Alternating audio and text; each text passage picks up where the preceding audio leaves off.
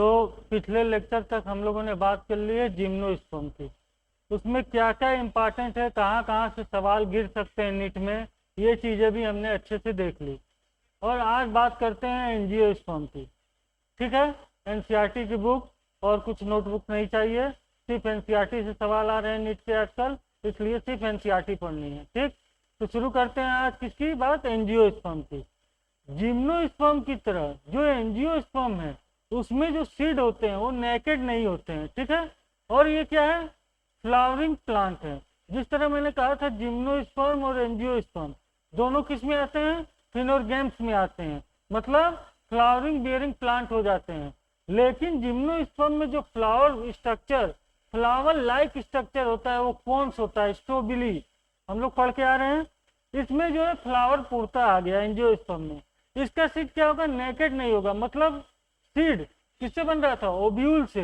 Ovule के ऊपर वाल होगी, ओवरी वाल होगी, जो उसमें क्या था जिम्नोस्पर्म में, अब्सेंट था, इसलिए उसका सीड कैसा था, नेकेड था। वही नीट का सबसे इंपॉर्टेंट जिम्नोस्पर्म का सवाल था कि नेकेड सीड किसमें प्रेजेंट होता है।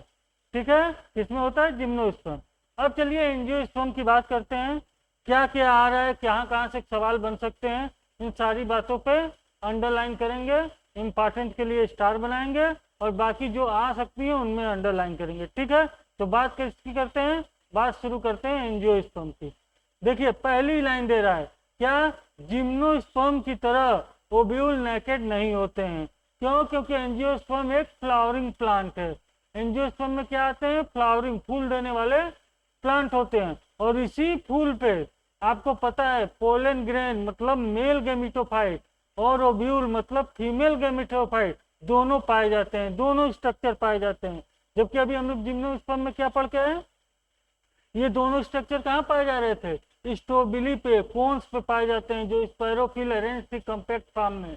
ठीक है, तो एंजियोस्पर्म की बात करते हैं तो सबसे पहली बात, इसमें ओव्यूल नेकेड नहीं होते हैं, फ्लावरिंग है, सब जितने प्लांट है फ्लावर देते हैं। और सारे पोलन ग्रेन ओव्यूल्स कहाँ पाए जाते हैं, फ्लावर में पाए जाते हैं। ठीक है, अब आगे बात करेंगे। जो एंजियोस्पर्म है वो इंक्लोज रहता है किसमें, फ्रूट में। सीड किसमें इंक्लोज रहता है, सीड इंक्लोज रहता है फ्रूट में। किसकी बात कर रहे हैं, एंजियोस्पर्म की बात कर रहे हैं। और पोलन ग्रेन ओव्यूल किसमें रहता है, ये भी हम लोग जान लिए, उसमें कोन्स में थे और इसमें फ्लावर में रहते हैं। ठीक है अब बात करते हैं जो एंजियोस्पर्म है, सीधे सीधे सुनिए, वो जो है बहुत ज्यादा पूरे मने धरती पर फैले रहते हैं। जो वाइड रेंज ऑफ हैबिटेट होता है इसका, ठीक है, फैले होते हैं, जिसमें कुछ बहुत छोटे और कुछ बड़े, बहुत बड़े होते हैं। जो बहुत छोटे होते हैं उसे कहते हैं, उसे कहते हैं क्या, उसे कहते हैं, उसे कहते हैं ओल्फिया। नाम याद रखे, बार बार इसलिए कहा क्योंकि नीट के लिए जरूरी है। क्या जरूरी है, ये नाम जरूरी है। स्मॉलेस्ट एंजियोस्पर्म करके पूछेगा और सीधे सीधे नाम पूछेगा। ये स्मॉलेस्ट जिसको माइक्रोस्कोप से देखा जा सकता है उसका नाम क्या है, ओल्फिया। और एंजियोस्पर्म का टाल कौन सा प्लांट है, यूकलिप्टस। ठीक है, ये दोनों नाम हम याद रखेंगे। ठीक है, खासकर ओल्फिया को तो याद रखेंगे ही। तो स्टार बना ले, क्वेश्चन अच्छा बन सकता है स्मॉलेस्ट एंजियोस्पर्म का ओल्फिया। जिस तरह हम लोग टालेस्ट उसमें जिम्नोस्पर्म में सिकोया पढ़ के आ रहे थे, बहुत पुराने पेड़ हो जाते हैं। ठीक है, आगे चलते हैं। जो एंजियोस्पर्म है उसका यूज कहाँ कहाँ है, खाने में है या चारे में है, फ्यूल में है, मेडिसिन में है, बहुत से कमर्शियल कामों में भी तो इनके प्रोडक्ट का यूज है। ठीक, एंजियोस्पर्म दो टाइप के हुए, कौन कौन, डाइकोट और मोनोकोट। दो टाइप के हुए on the basis of cotyledon. Cotyledon आप लोग जानते हैं, नंबर में जितने पाए जाते हैं उस हिसाब से उसको बांटा गया है। दो पाए गए तो डाइकाट और एक पाया गया तो मोनोकाट। ठीक है जितने कोटिलेडन पाए गए उतने के हिसाब से बांटा गया। अब आगे चलते हैं। जो इसमें मेल सेक्स ऑर्गन होता है किसमें, एंजियोस्पर्म में, वो होता है स्टेमन। और स्टेमन के यूनिट को कहते हैं एंड्रोसियम। जब हम लोग मॉर्फोलॉजी ऑफ फ्लावर पढ़ेंगे तो वहां देखेंगे एंड्रोसियम के बारे में पढ़ेंगे, जो इसेंशियल फ्लावर पार्ट है। और वो किसका यूनिट है, स्टेमन का। स्टेमन क्या है, मेल सेक्स ऑर्गन है फ्लावरिंग प्लांट में। ठीक है, तो फ्लावरिंग प्लांट में मेल सेक्स ऑर्गन कौन सा है? स्टेमन है। ठीक है, और हर स्टेमन कैसा होता है? सिलेंड्रिकल होता है। और उस पर क्या होता है? ये स्टेमन है, इसके ऊपर जो है ये स्टाल्क है इसकी, और इसके ऊपर क्या होता है? बाइलोबेड या मोनोलोबेड, जो आप रिप्रोडक्शन चैप्टर में पढ़ेंगे, बाइलोबेड या मोनोलोबेड एंथर पाया जाता है। Anther is a male part, male reproductive part, anther पाया जाता है। और इस एंथर के अंदर बहुत सी माइक्रोस्पोंजिया पाई जाएंगी, जिसमें क्या पाए जाएंगे? जिसमें पाए जाएंगे पोलन ग्रेन। ठीक है, ये है स्टेमन। स्टेमन के ऊपर क्या हो गया? स्टाल्क लगा है, और स्टाल्क जो है उसके ऊपर एंथर लगा है, एंथर में हो गया पोलन ग्रेन। ठीक है, ये हो गई स्टेमन की कहानी। तो इस स्टेमन कंसिस्ट सिलेंड्रिकल फिलामेंट, उस टिप को क्या कहते हैं? एंथर। और एंथर क्या करता है? मियोसिस के बाद, एंथर मियोसिस के बाद क्या प्रोड्यूस करता है? मेल गैमेटोफाइट, मतलब पोलन ग्रेन। उसी तरह आगे चलिए, उसी तरह बात करता है फीमेल सेक्स ऑर्गन की, और उसे पिस्टिल या कार्पल कहते हैं। फीमेल सेक्स ऑर्गन को क्या कहते हैं? जो फ्लावर में पाई जाती है, पिस्टिल या कार्पल कहते हैं, ये भी फ्लावर में पढ़ेंगे। और इसके यूनिट को गाइनोसियम कहते हैं, ये भी फ्लावर में पढ़ेंगे। प्रीवियस क्लासेज में आप पढ़ भी चुके होंगे। ठीक है, तो फीमेल सेक्स ऑर्गन पिस्टिल या कार्पल, मेल हो गया क्या? स्टेमन, स्टेमन पर पाया गया पोलन ग्रेन, तो फीमेल में क्या पाया जाएगा? ओव्यूल पाया जाएगा। तो पिस्टिल में एक एंजियोस्पर्म के पिस्टिल में एक ओवरी होती है, और एक या एक से अधिक ओव्यूल होते हैं। और जो ये ओव्यूल होते हैं वो हाईली रिड्यूस फीमेल गैमेटोफाइट्स बनाते हैं, जिन्हें हम कहते हैं एम्ब्रॉय सेक। ठीक है, तो क्या होते हैं? पिस्टिल में ये कंसिस्ट रहती है क्या चीज में? ओवरी, और ओवरी में एक या अधिक ओव्यूल में। और इस ओव्यूल में एक क्या होता है? हाईली रिड्यूस फीमेल गैमेटोफाइट, क्या नाम हम देते हैं? एम्ब्रॉय सेक कहते हैं।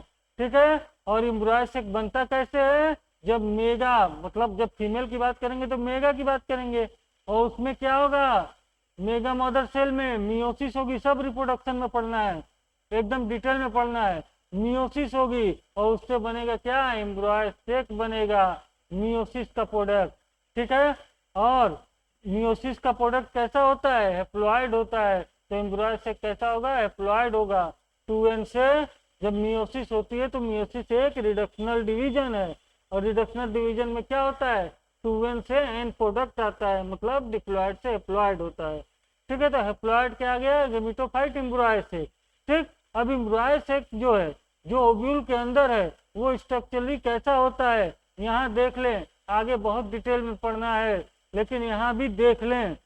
आ गई है तो थोड़ा समझ लें कि ये हो गया एम्ब्रॉय सेक। एम्ब्रॉय सेक के बाद दो इंड होते हैं। ऊपर वाले इंड को कहते हैं क्या? Chalazal end. क्या कहते हैं? Chalazal end. उसी तरह नीचे वाले को कहते हैं क्या? एक इंड को क्या कहते हैं? Micropylar end. Micropylar end. ठीक है, दोनों इंड हो गए। जो चलाजल इंड पर सेल पाई जाती हैं, 3 सेल, उन्हें क्या कहते हैं? ये 3 सेल चलाजल इंड पे लगी होती हैं, उसे कहते हैं एंटीपोडल। क्या कहते हैं? Antipodal cell. ठीक है, उसी तरह जो बीच में ये सेल सेंट्रल सेल होती है, जो दो न्यूक्लियस एन माने दोनों सेल कैसी है? हैप्लॉइड है, उसे कहते हैं क्या? Central cell. और ये कैसी है? ये n+n है, दो प्रो न्यूक्लियाई की बनी है। उसी तरह जो माइक्रोपाइलर इंड पर पाई गई वो है 3 सेल, जिसमें 2 को कहते हैं, इन दोनों को क्या कहेंगे? सिनर्जिड्स। क्या कहेंगे? सिनर्जिड्स। ठीक, और ये जो एक पाई गई इसको कहेंगे इग। क्या कहेंगे? इग। ये चीजें क्लियर हुई? ये स्ट्रक्चर है किसका? एम्ब्रॉय सेक का। ठीक, इसको जो है 7 सेल्ड 8 न्यूक्लियस स्ट्रक्चर भी कहते हैं। न्यूक्लियस कितने हैं? 3 3 6 2 8। सेल कितनी है? 2 सिनर्जिड्स और 1 इग सेल, 3 एंटीपोडल, 6 और 2 पोलर न्यूक्लियाई है, जिसको एक सेंट्रल सेल कहते हैं 7। तो कितने हो गए? 8 हो गए सेल और 7 हो गए, सॉरी 8 हो गए न्यूक्लियस और 7 हो गए सेल। ये कंडीशन सारी रिप्रोडक्शन अलग से 12 में चैप्टर है रिप्रोडक्शन इन फ्लावरिंग प्लांट, उसमें बहुत डिटेल में पढ़ना है। बस यहाँ ये फिगर समझा दिया तो आपको याद रखें कि एम्ब्रॉय सेक के पास क्या है, क्या है? इग है, इग अपरेटस, और इस इग अपरेटस में क्या क्या है?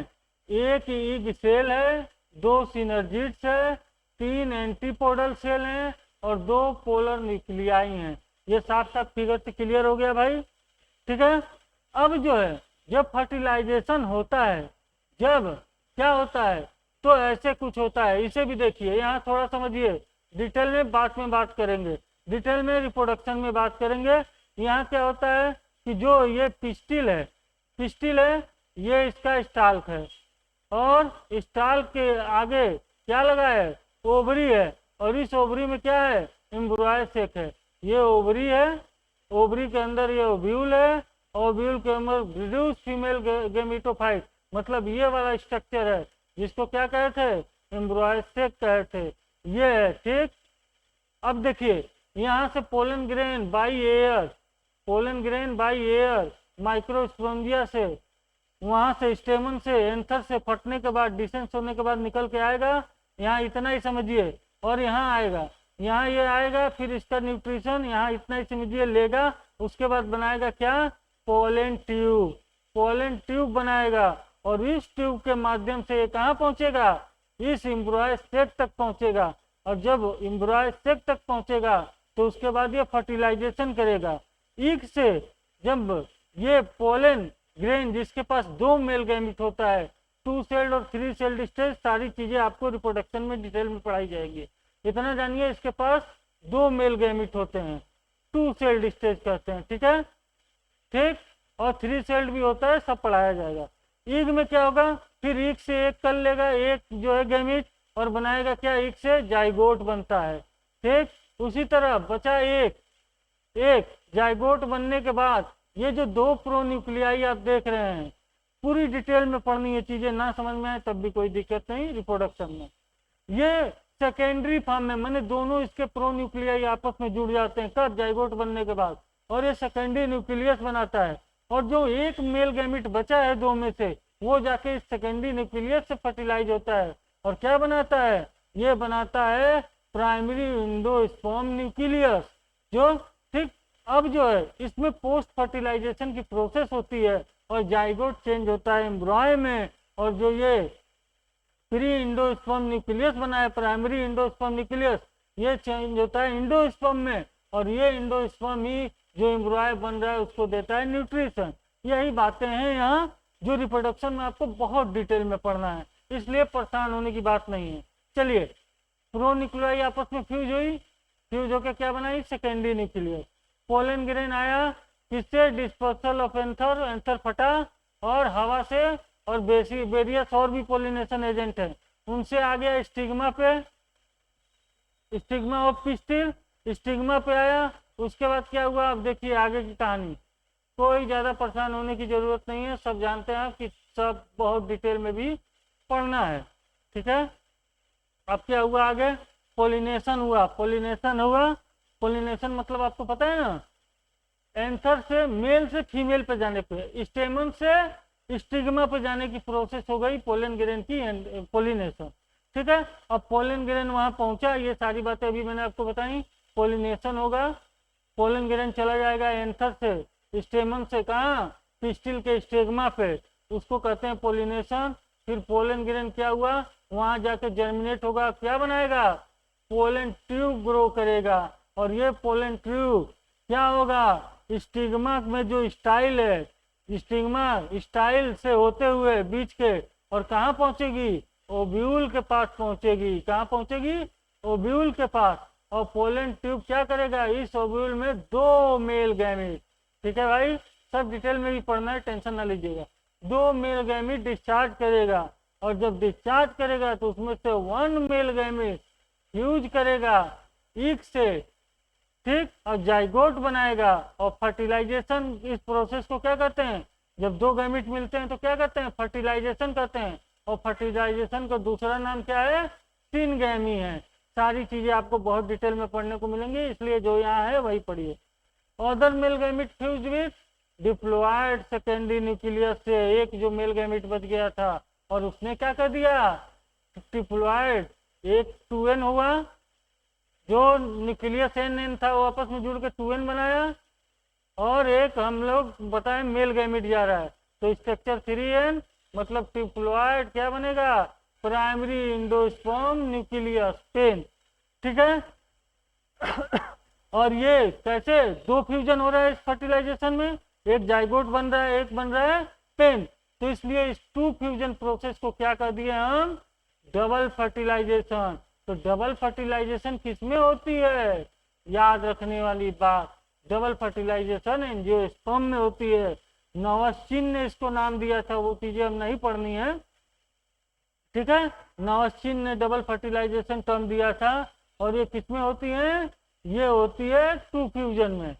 2 फ्यूजन मतलब एंजियोस्पर्म में। ठीक है, यूनिक फीचर है किसका, एंजियोस्पर्म का। इस चीज को स्टार बना दिया, याद रखनी है यहाँ पे। बहुत डिटेल में एंजियोस्पर्म पढ़ना है, अलग से चैप्टर ये रिप्रोडक्शन इन फ्लावरिंग प्लांट, पूरी प्रोसेस को घंटों पढ़ना है, इसलिए परेशान ना होइए। शुरू के पॉइंट याद रखिएगा, वोल्फिया, यूकलिप्टस, इन सब चीजों के बारे में याद रखिएगा। नेकेड नहीं होता है सीड, ये सब बातें याद रखिएगा। चलिए आइए, जाइगोट डेवलप होता है किसमें, एम्ब्रॉय में।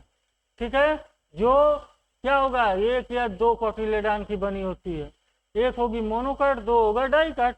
और पेन डेवलप होता है किसमें, इंडोस्पर्म में।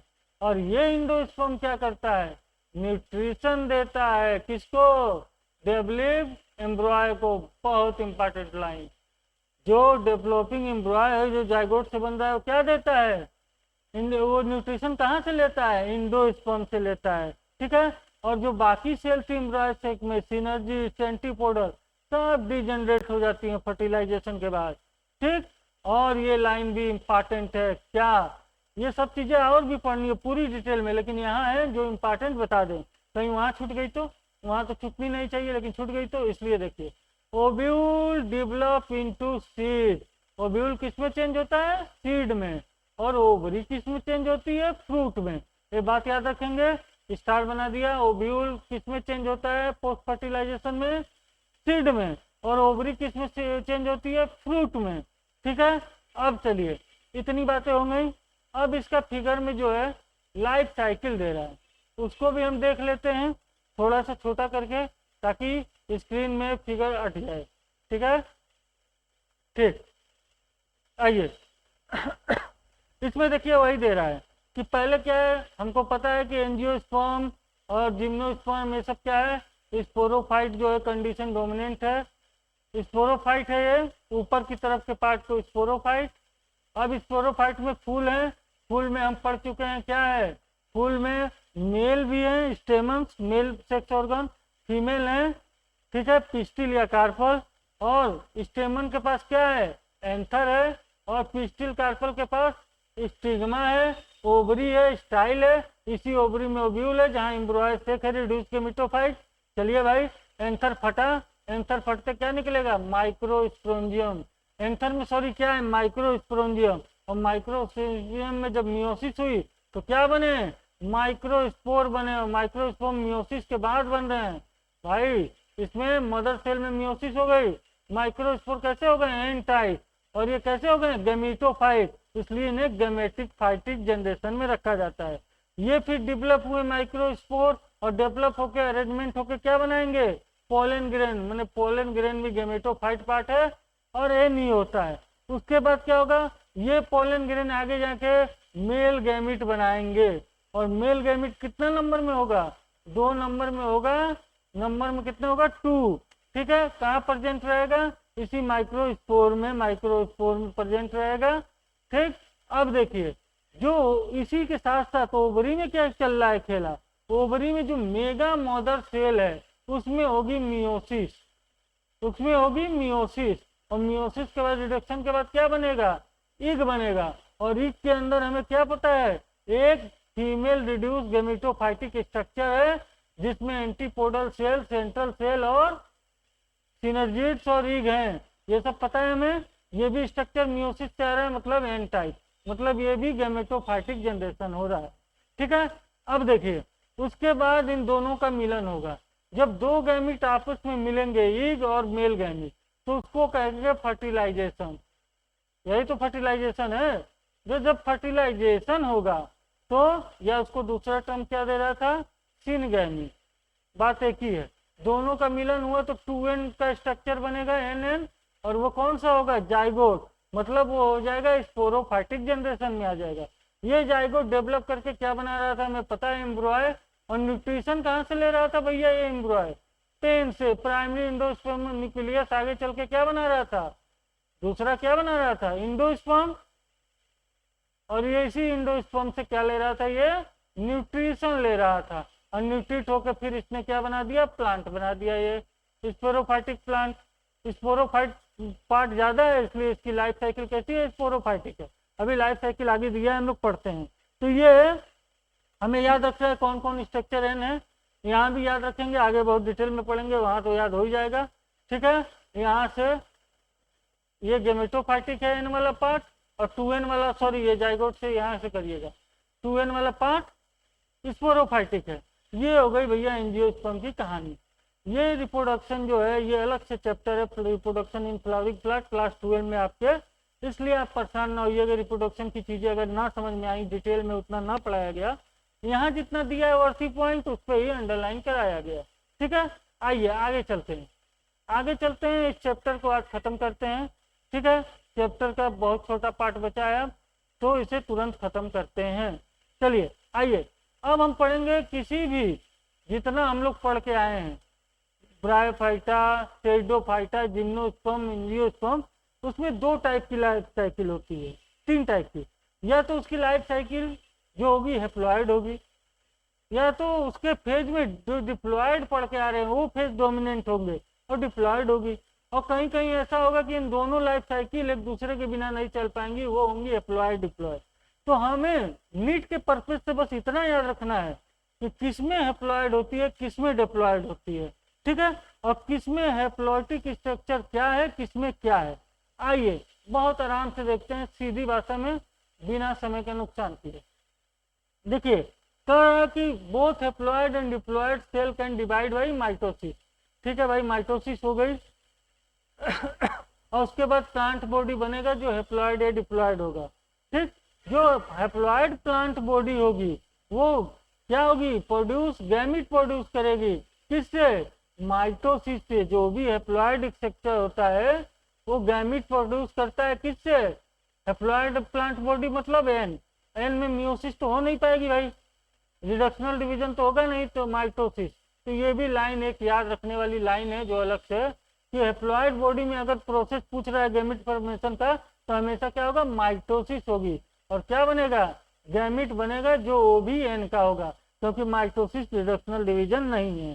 ठीक है, तो haploid plant produce gamete by mitosis, this plant represent gametophyte. ठीक है भाई, हमें ये सब पता है। फॉलोइंग, फर्टिलाइजेशन होता है, जाइगोट बनता है, और उसमें माइटोसिस होती है, और क्या होता है, एम्ब्रॉय बनता है, और स्पोरोफाइटिक प्लांट बॉडी बनता है। यही तो प्रक्रिया होती है। पहले हम गैमेटोफाइट बना रहे थे, बॉडी में क्या हो रहा था, मियोसिस कर रहे थे, फीमेल गैमिट मेल गैमिट बना रहे थे, उसके बाद दोनों का फ्यूजन करा के जाइगोट बना रहे थे, फिर उससे नई बॉडी आ रही थी स्पोरोफाइटिक, यही प्रक्रिया हो रही थी। ठीक है, और जो ये स्पोरोफाइटिक प्लांट बॉडी आ रही थी, इसमें जो स्पोर हो रहे थे वो मियोसिस से प्लांट बॉडी बना रहे थे। ये प्रक्रिया लगातार एक दूसरे के अल्टरनेट पर चलती रही है, इसे अल्टरनेशन ऑफ जनरेशन भी कहते हैं।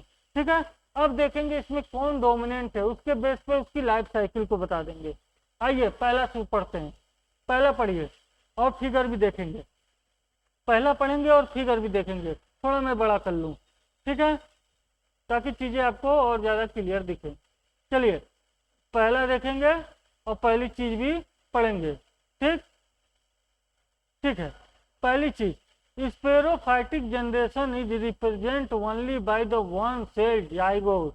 ऐसी कंडीशन जहां सिर्फ छोटा सा पार्ट ही स्पोरोफाइटिक कंडीशन में आता हो, मतलब स्पोरोफाइटिक कंडीशन मतलब 2n कंडीशन में छोटा सा पार्ट आता है, मतलब जाइगोट। ये देखिए सीधे फिगर पाइए, गैमेटोजेनेसिस हुई, 2 गैमिट बने, फर्टिलाइजेशन हुआ और ये जाइगोट बना, फिर जाइगोट में मियोसिस हो गई, स्पोर में आ गए, मतलब ये छोटा सा पार्ट, इतना लाइफ साइकिल का इतना बड़ा पार्ट कैसा है, 2n है, मतलब 2n मैंने स्पोरोफाइटिक पार्ट है।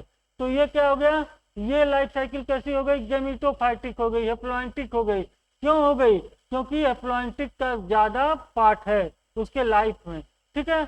और ये जो स्पोरोफाइट होगा वो डिपेंड होगा किसके पे, इस गैमेटोफाइट पे, अपने न्यूट्रिशन के लिए, मतलब वो फ्री लिविंग नहीं होगा, डिपेंड होगा। अब चलिए अब इस जाइगोट में वही बात, मियोसिस हो गई आगे और बन गया क्या, स्पोर बन गए, और जो स्पोर हैं वो फिर डिवीजन किए और गैमेटोफाइट बना लिए, ठीक है। और ये जो गैमेटोफाइट है ये देखिए डोमिनेंट फेज है, बहुत बड़ा फेज है, और क्या है, फ्री लिविंग है, मतलब खुद खाना बना रहे हैं, फोटोसिंथेसिस कर लेते होंगे, तभी तो सेल्फ फ्री लिविंग है, ठीक है, फ्री लिविंग है। और स्पेरोफाइटिक इसमें क्या हो गया, फ्री लिविंग नहीं है, वो डिपेंडेबल है, ये डिपेंडेबल है किस पे, गैमेटोफाइट पे। ये चीजें याद रहेंगी, ठीक। स्पेरोफाइट किसमें डिपेंडेबल है, गैमेटोफाइट पर, गैमेटोफाइट फ्री है। और स्पेरोफाइटिक कंडीशन में सिर्फ जाइगोट बन रहा है, 2n, बहुत छोटा फेज है। इस तरफ के लाइफ साइकिल को क्या कहते हैं, हैप्लॉन्टिक लाइफ साइकिल। क्या टर्म देते हैं, हैप्लॉन्टिक। और ये किसमें पाई जाती है, सबसे ज्यादा इंपॉर्टेंट है भाई, ठीक, एल्गा, सजय, बोल्वेक्स, स्पाइरोगायरा, नाम याद रखेंगे। और क्लामाइडोमोनास में भी कुछ पाया जाता है, कुछ क्लामाइडोमोनास में, मतलब एल्गा याद रखेंगे, इसमें हैप्लॉन्टिक पाई जाती है। एल्गा में नाम बोल्वेक्स, स्पाइरोगायरा, क्लामाइडोमोनास। हैप्लॉन्टिक में गैमेटोफाइटिक क्या होता है, फ्री होता है। Sporophytic depend on the gametophytic for nutrition. और गैमेटो स्पोरोफाइट कंडीशन कौन होती है, सिर्फ जाइगोट, एक छोटी सी।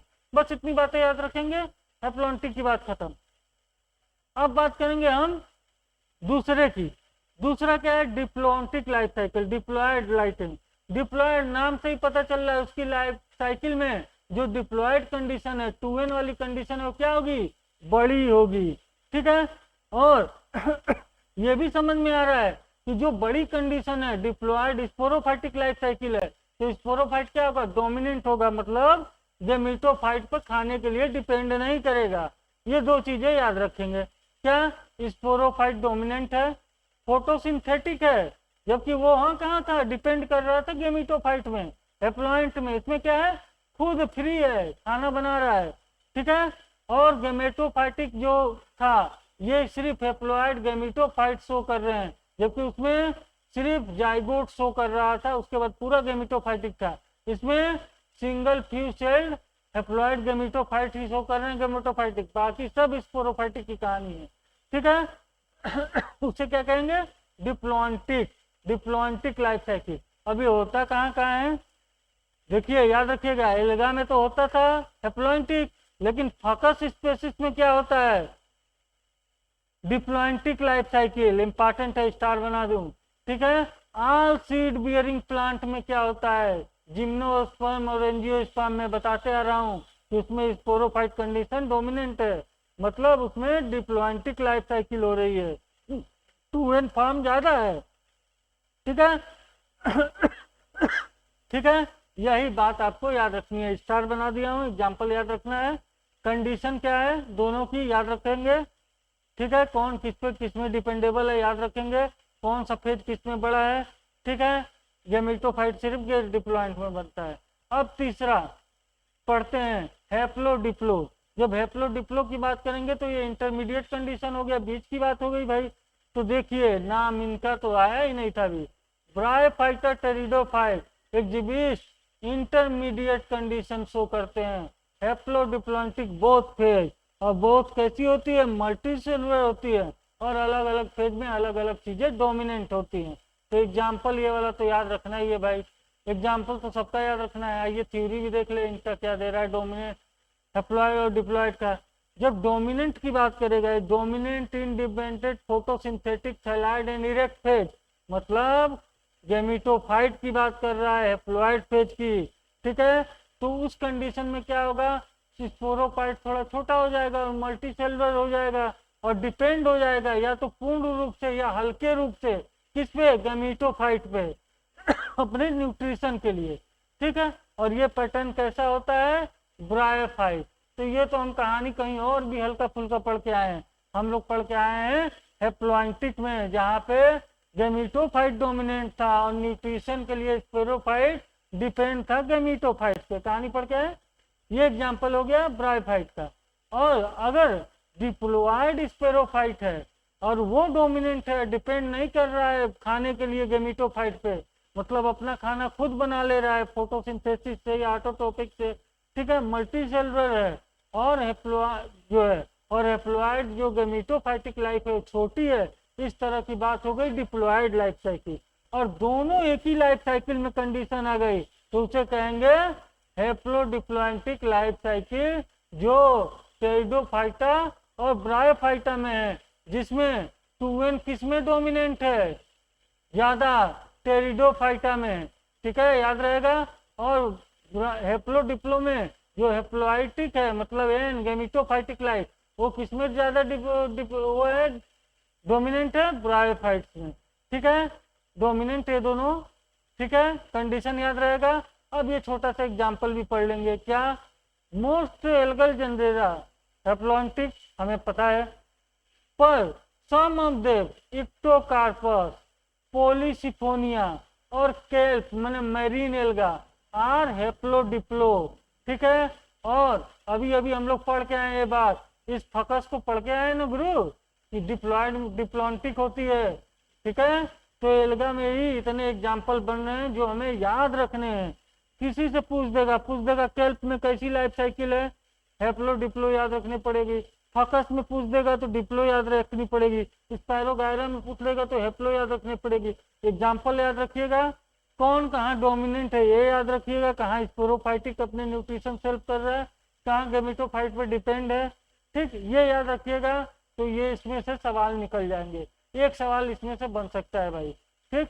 फिगर देखना है हेप्लो डिप्लो का तो देख लीजिए, दोनों लाइफ साइकिल एक दूसरे से कम नहीं है। ये भी फर्टिलाइजेशन के बाद जाइगोट, स्पोरोफाइट, फिर मियोसिस, इतनी बड़ी लाइफ साइकिल के बाद ये एन स्पोर शुरू हो रहा है, फिर ये गैमीटोफाइटिक गैमीटोजेनेसिस, दोनों इक्वल टाइम की लाइफ साइकिल है, प्रेजेंट है, जिसमें ब्रायोफाइटा में ये डोमिनेंट है, पढ़ के आ रहे हैं हम लोग, और टेरिडोफाइटा में ये डिफरेंट है, ठीक है। और दोनों में हेप्लोडिप्लो ब्रायोटेरिडोफाइटा में पाई जाती है, एल्गा में एक्टोकार्पस, केल्प में पाई जाती है, ठीक है। फकस वकस ये सब एग्जाम्पल आपको याद रखने हैं। ये आपका प्लांट किंगडम भी खत्म।